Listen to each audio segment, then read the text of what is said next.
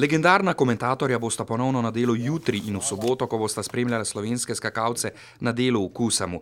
V Leci, Primož Leci bo zdaj morda dobil drugo ime. Ker Oto ima oko, tako kot trenerji, da že na mizi, ko se pripelje fant in ko je odskočil, recimo, je že vedel, a je prav ali ni prav naredil in je potem sam pri sebi mlel, v Leci.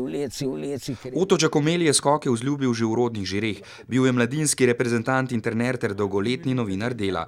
Tomaž Lajovic pa je bil prvi glas tenisa in skokov na nacionalni televiziji. Oba sta pravi zakladnici znanja in informacij. Bilo je prekrasno, bilo je pa zelo naporno, ker sem jaz veliko streljiva, seveda postrelil tudi na televiziji za televizijske gledalce.